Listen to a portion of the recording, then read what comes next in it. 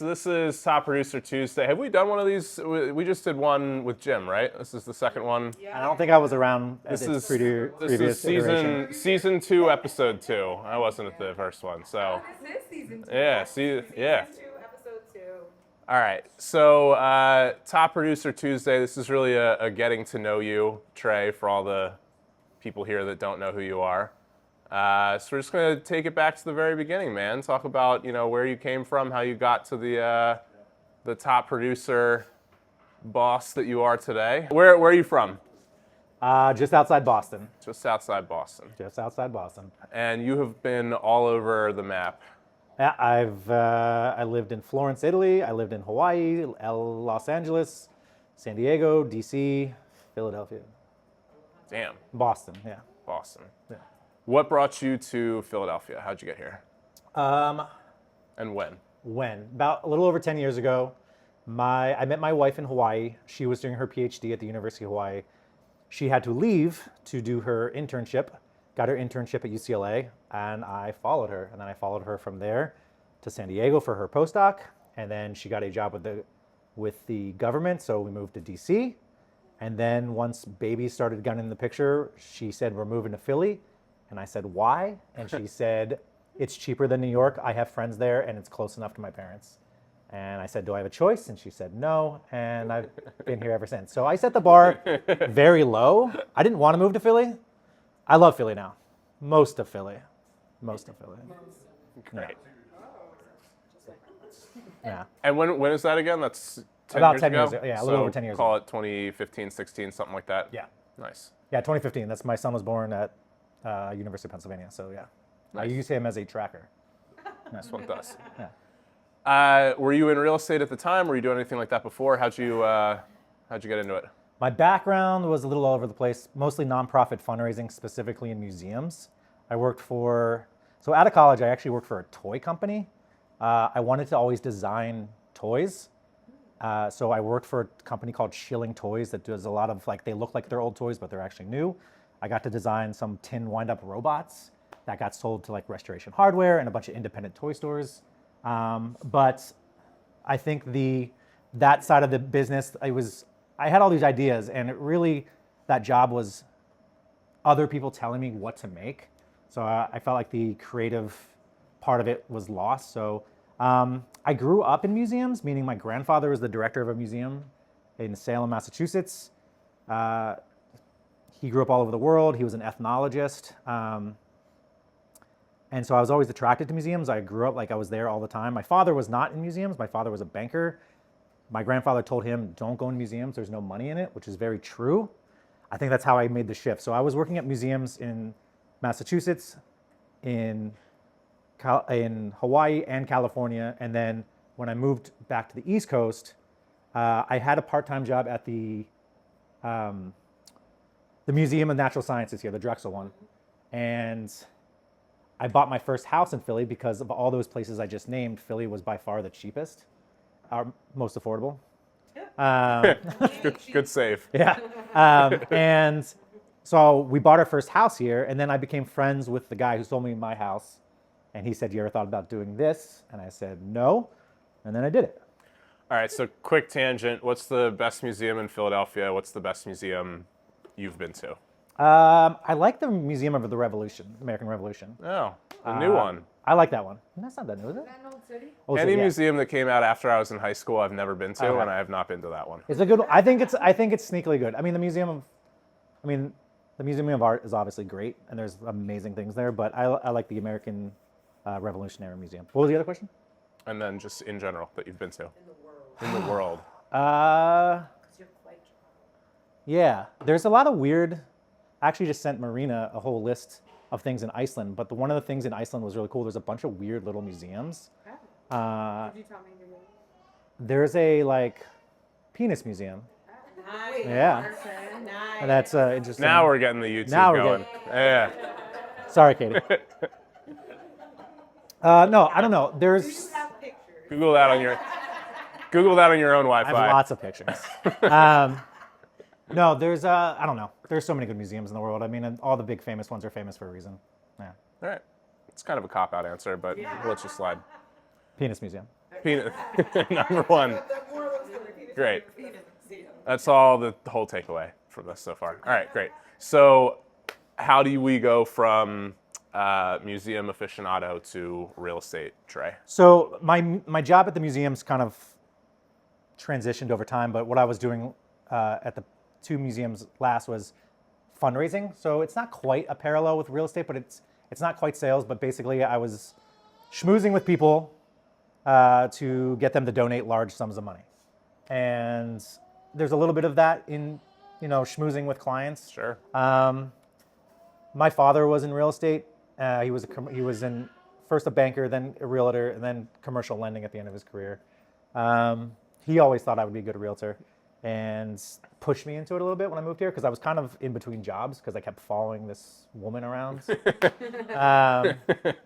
But no, I started doing it, and it's funny. I started as just like a touring agent of just I would go out on other people. I'd get paid by other agents to go and just open doors. It was like a glorified key. And I just started with that. It was nice because I had just had my first child, so I could be like kind of make my own schedule. I just could be with him, and then also like, hey, take my other free time and show homes. Okay. Yeah.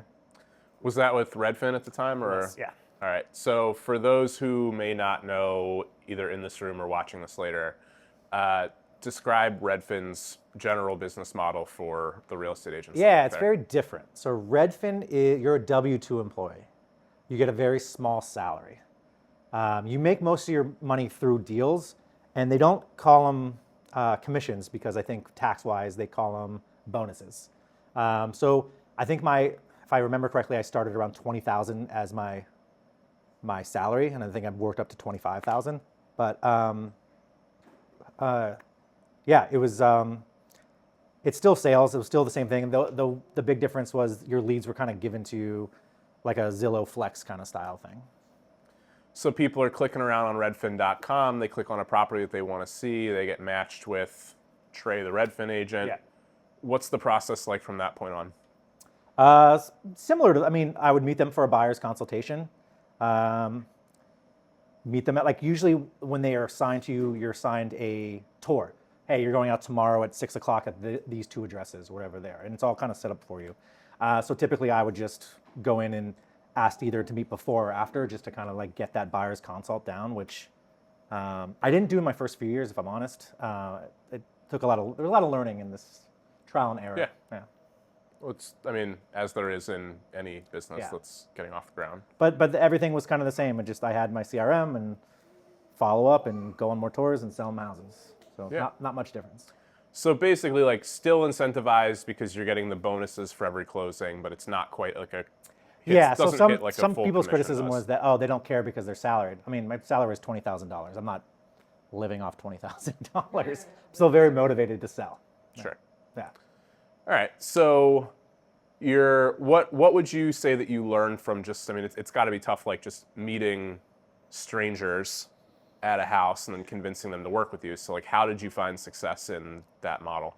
I've always just been, I also used to bartend at all those, I worked museums, which as my grandfather had said, there's not a lot of money in. So I bartended a lot, but that's also just natural people skills and building confidence in talking to strangers. That was always my favorite part. Everyone likes to talk about themselves. So going to some place and just having someone ask them the questions so they can talk about themselves, everyone likes that. So that was the easiest part. Yeah, that's pretty much true. Yeah. You like talking about yourself? I love talking about myself. That's why we're doing this. What made you start incorporating a consultation into the process? Since you said you didn't do it the first couple of years. Yeah, it was a little different at Redfin because they would track your, I can't remember what they're called, strategy sessions, I think we called them. Over time, just seeing how much, the percentage of people that would close who would sit down and actually do one was so much higher that just made sense. Yeah. It's true with this. You get people to sit down for a buyer's consultation versus just showing them houses, the close rate is way higher. Imagine that. Yeah. I think it just also builds trust in your knowledge, right? My whole thing is I'm obviously I'm very relaxed, right? I'm very casual, and I think I balance how casual I am with how much knowledge I have, especially now that I've done like over 300 deals. I've been on over 300 inspections. And so I feel like I bring like so much knowledge. So like someone's like, Trey's just swearing and wearing shorts. I'm like, yeah, but then like I give them all this knowledge and they're like, oh shit, he knows what he's talking about. Yeah. And that was just, you acquire that. You mentioned like attending inspections and things like that. I mean, where else, obviously like you show enough houses, you get there, but like what else, what are the other things that you would say like kind of got you to a point where you I feel like that's really the hardest thing is getting that confidence up as a new agent when maybe you've only even been inside of 30 houses, now you're trying to write an offer. Like how did you make that leap? I mean, it's just repetition in doing those things. That's like me starting as like that glorified key or just got me more confidence. Also just like, I think being truthful with people where I always remember I was showing a house in Yardley and they asked if this place had a French drain. And I was like, here, I'm gonna lie about it. And I was like, wait, don't lie about it, like tell the truth. I was like, I don't know, but let me get you the answer. And I always remember that client was like, I think he saw that I was like working it out in my head. He was like, thank you for saying that. And then I got him the answer. So I was like, okay, like people are okay with you not knowing those things. There were times in the beginning, I always specifically remember one client asked to switch off me when I became what we call like a deal writing agent, because I only had, I think like 6 or 7 deals. And my manager was like, go out with him, see if you like him first before we switch you off to like a seasoned person. I've sold that guy 3 houses now. Sick. Yeah. Yeah. Yeah. That's So, gotta feel good. it does feel good, yeah. Nice. All right. So just comes from repetition, comes from just getting out, being in the houses. I want to say like some people hate going to inspections. At least my old brokerage, people were like, ugh, I just want to send someone. I love inspections. I feel like they give me so much knowledge. I also selfishly will ask issues with my house to my inspectors so I can get some insight. but it gives me so much. I mean, when I'm on tour, I feel like I'm almost doing like a mini inspection, and so many people, I feel like they get it like back in when I was doing the Redfin thing, and I was sending people out on my behalf because I had been on so many inspections, and when I was going out with people and I was pointing out things, people were like, I need Trey to come see this house. I need Trey to come see this house. So like, it added a lot of value for people. Yeah, I feel like that was the thing for me too. Like, I was working on a team, and the team leader basically was like, why would you go on a 3-hour inspection? You should be making phone calls to find your next buyer. Same, yeah. It's just like, I learn enough on the inspections. Like, you go to 30 inspections, you're basically an amateur home inspector. Like, the showings are better, you sell more. Oh, 100%. I'm with you. I never quite understood that. I mean, go to your inspections. I think they're super valuable. Yeah. All right, so what are we at? We're probably like year 3 into Redfin at this point. So if my math is right, it's like before pandemic time. What was your business like kind of through that shifting market? It's funny. I got my very first deal within like a month of being an agent, and I was like, this is gonna be easy. Like, this is great. And then I didn't get my second deal for I think 4 months after that. So like 5 months into it. So that was very humbling. My first few years were good, not great. I wasn't doing a lot of the things I knew I should be doing. Yeah, for me, it was around 5 for me specifically that my business started to like really ramp up, where I had people coming back to sell their house they bought with me in the beginning, or they got better referrals, and year 4 to 5, I just had enough business where it was kind of snowballing, and then I had my biggest years, I think, like year 5 and 6. All right. Yeah. After the pandemic, interest rates shift. Yeah. What did that look like for you in your business? It was crazy. Yeah. It was very. I sold back to back over 50 houses in 2 years. Over 100 houses in 2 years. About 25 million each year, just under 25 million. It was crazy. While it was very fruitful, I had to like kind of step back and figure out what was important part to make sure I had some boundaries. Yeah. I'm still bad about keeping those boundaries all the time, but I'm definitely better than I was then. Also, the market hasn't been like that since those times, which is, I know everyone won't like this, good for me because it just keeps me more balanced. But it was a crazy couple years. I mean, I was doing, so it was like over 50 houses each year, so it's over like a 1 a week, which is a lot. It's a lot of inspections, a lot of due diligence. Yeah, no. So what helps you find that balance? Time blocking, honestly. Yeah.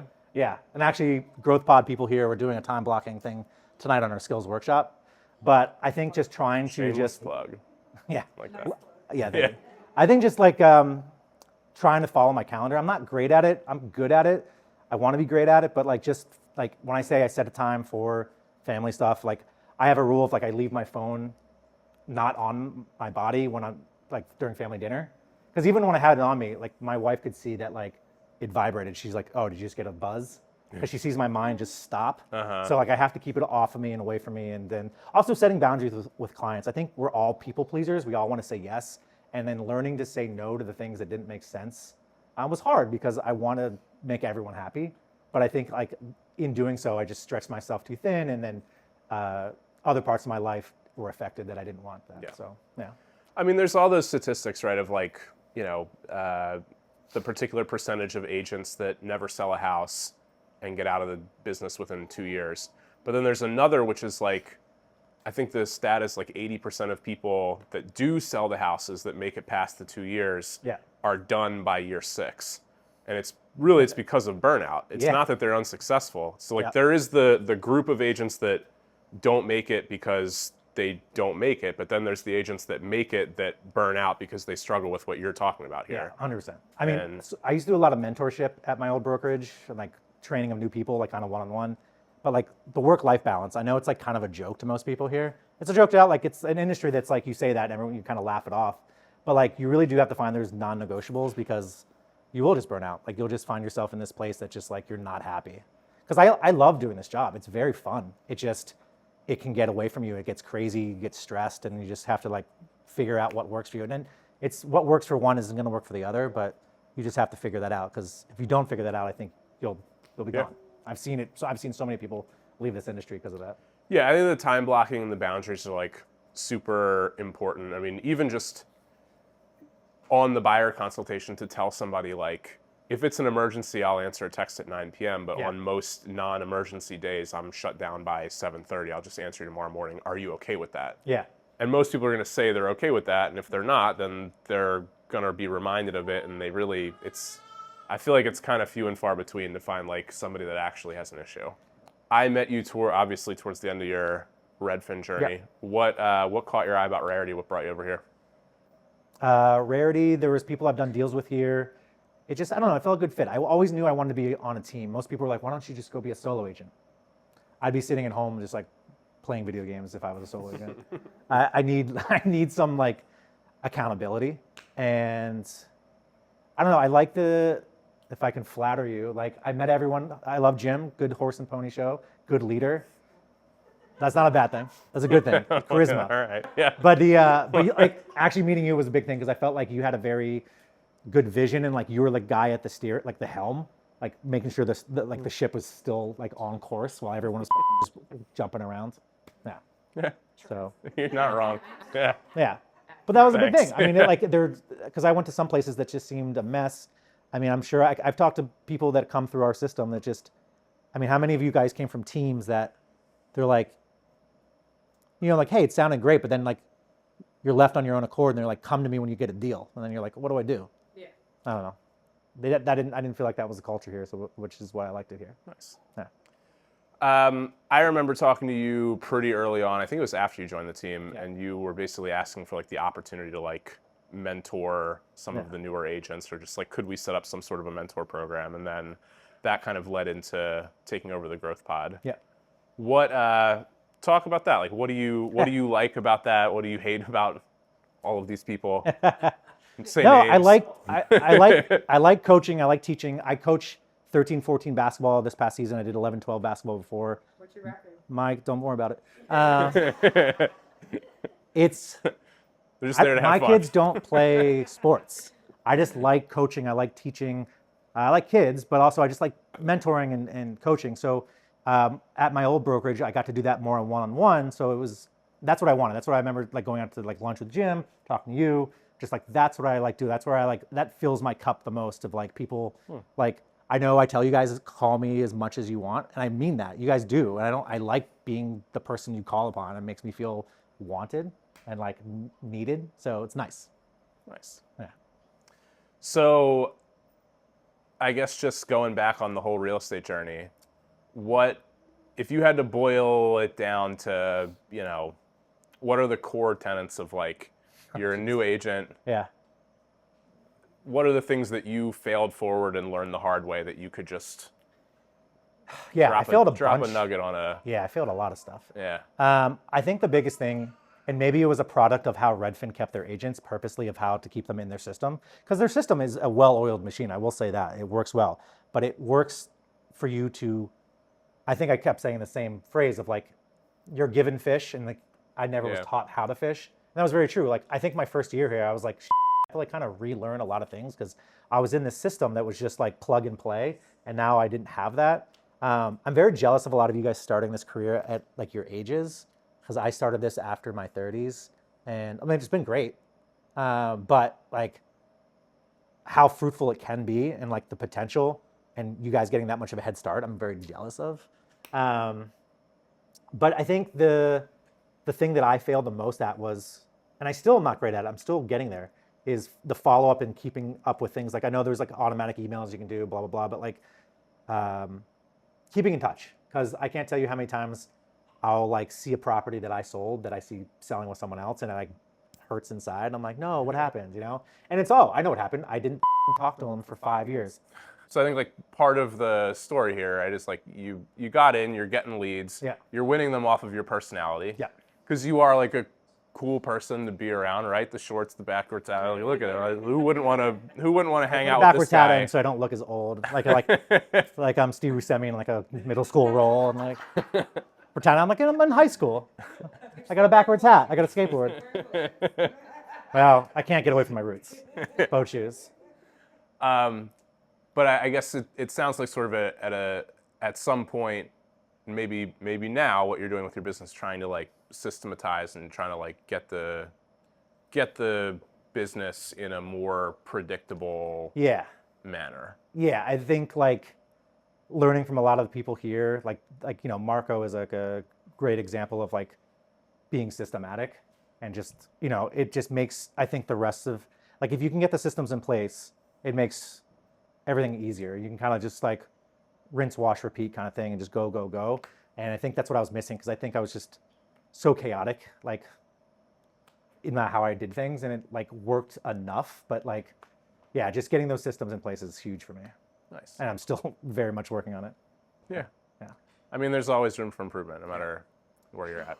So, I would be remiss if I didn't take it back. So I think you do some of the cooler like events and things with your clients. I think just outsider looking in, I've been to like one at an art gallery. I know you've done open bars. I think the fish sticks thing is from, wasn't there some sort of a sushi something or other that No. All right, what's the fish sticks about? All right, break it down for me. All right. Give the people what they want. Here's what Jack Delaney wants to hear.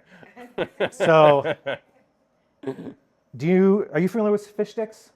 I'm. You ever had fish sticks growing up? Do you know what a fish Do you know what a fish stick is? I'm aware, like it's a frozen. What do you think of Yes. when you think of fish sticks, like package wise? Package. I don't know. All right. Well, Couldn't tell you. a yellow box with a Gordon's fish sticks. So Okay. this Tartar is what sauce. this is what he wants to hear. So my dad's Jack, you want to take over?